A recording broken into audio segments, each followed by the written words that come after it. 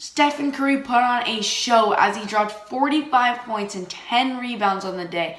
And Tyler Hero, from coming off the bench, dropped 27 points on the day, as we have some exciting games to talk about right now. Welcome back to the NBA Recap.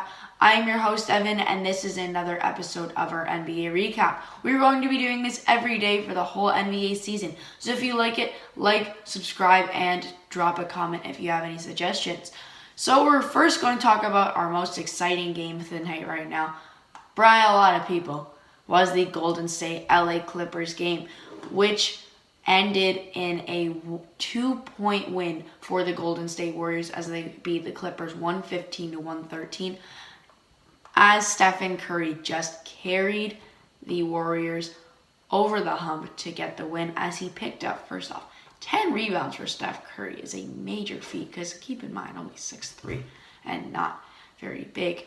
But you need to give it to the LA Clippers, though, who Paul George dropped 29 points and 11 rebounds and 6 assists, and Eric Bledsoe dropped 22 points and 3 rebounds. The only problem was their bench did not produce a lot, as they only dropped 26 points from the bench.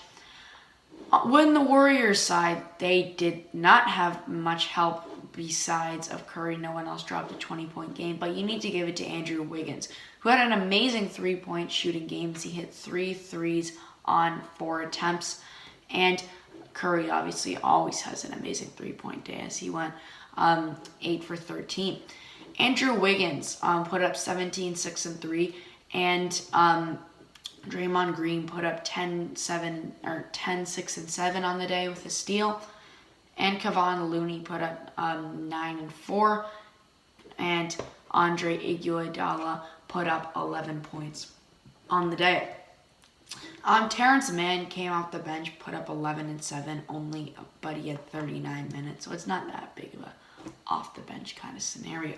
The Warriors led in almost all categories, including field goals, 3 points, turnovers, rebounds, and assists, as their turnover rate was 21-7, as the Clippers only had 1/3 of the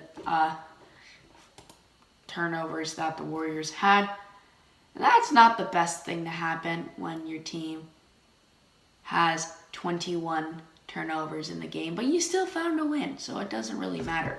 LA Clippers did, though, have a 71% free throw percentage, as at the end of the game, it was just a free throw match. Because, well, it was a really close game. You need to foul, you need to get the guys to the line. But we're going to start recapping the game now.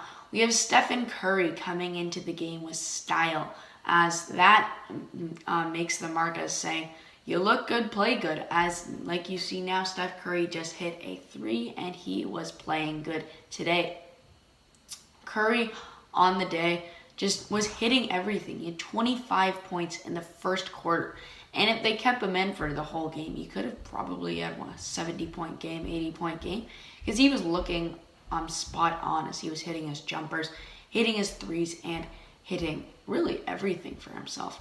Like you see now, he's just on point. He's not missing, and he didn't miss for a lot of this game. That's probably why the Warriors' 3-point percentage as a team was hovering around 50, as Steph was also shooting ones from the logo, as apparently Paul George told him to start shooting from the logo because we aren't going to guard you there. Well, that's what Steph did, and he's just really making everything. This highlight tape is just Steph Curry at the moment, and I don't blame it. Curry played phenomenal, as the Warriors hit some big free throws and shut the Clippers down, as they beat them by a final score of 115-113. Our next game is the Milwaukee Bucks against the Miami Heat. And with Miami, this is their first game with Kyle Lowry, the former Raptor, who only played 24 minutes on the day. Only got 5 points, 1 rebound, and 6 assists. But you know his defensive presence was there. But I need to give it to Tyler Hero, who dropped 27 points and 6 rebounds coming off the bench.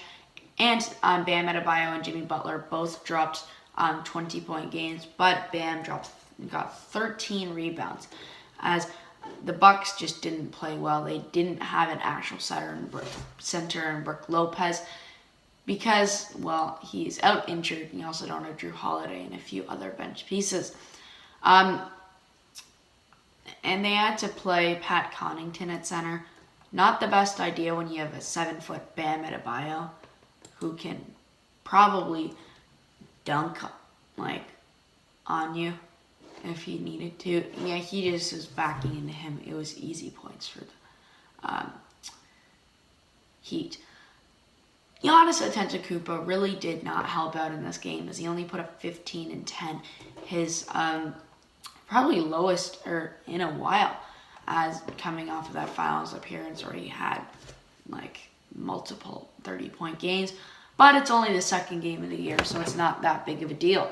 We started out with Kyle Lowry making his first jump as a Heat, and not looking well, as he goes out with a foot injury but comes back and then gets fouled by Giannis's brother right in the face, and it does not look good.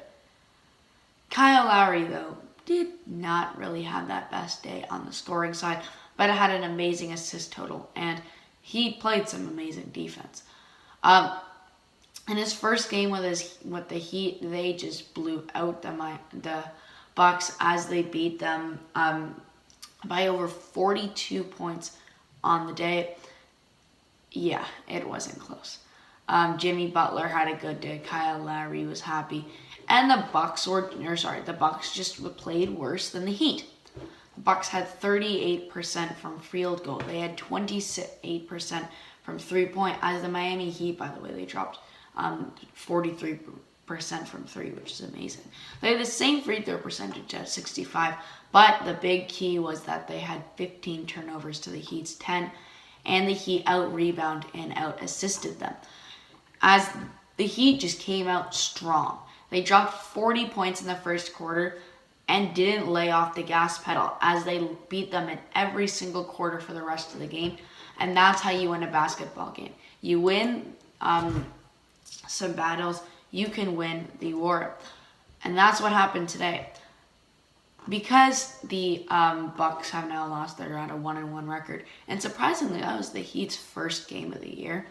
But another first game of the year was the Atlanta game versus Dallas. To start it off, it was not the best game for Luka Doncic, coming off a playoff loss a few months ago.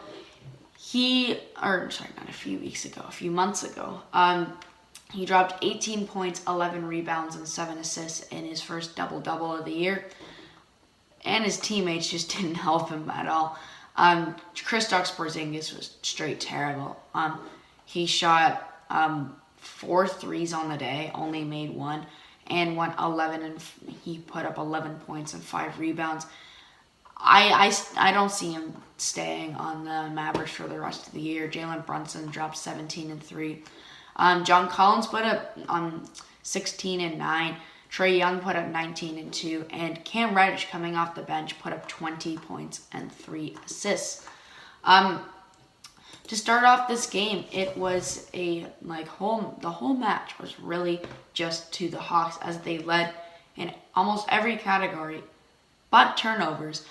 One thing I do need to give to the Mavericks was that they shot an amazing 92% from free throw.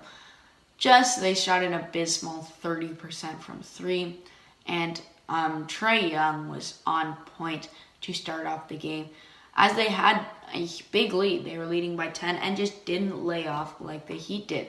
They turned on the gas pedal in the first periods, and they put up 22 in the first, 29 in the second, 35 in the third, and 27 in the fourth, as they just did not stop.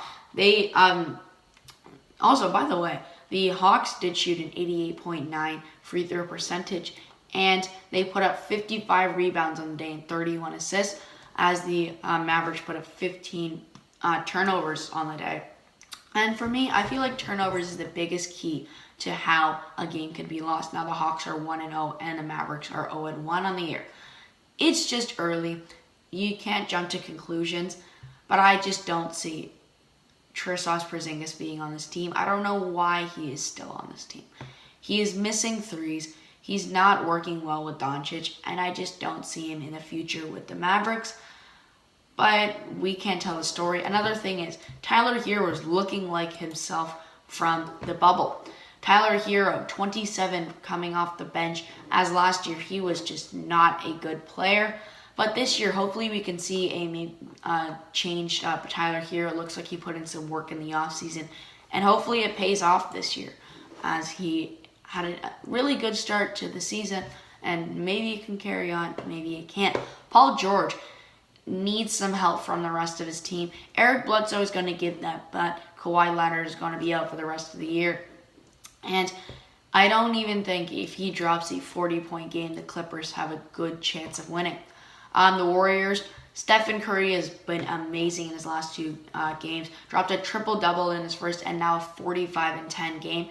And if or when guys like Klay Thompson can come back and James Wiseman, this team is going to be looking to be unstoppable. And not unstoppable, but a very good team and a contender for the next few years, or this year too, because if they can win, they can show it. And Steph Curry, if he can stay like he is, he can be a very strong player for the Warriors in the future. And yeah, his prime is probably coming to the end now, but use him while it lasts. The Warriors should be in win now because they have a generational talent on their team, and they probably need to win, or Steph Curry might go elsewhere. I think that will do it for our NBA recap today. If you liked it, like, subscribe, and drop a comment if you have any suggestions. We're going to be doing this every single day, so tune in tomorrow for our next episode. Have an amazing day. Bye.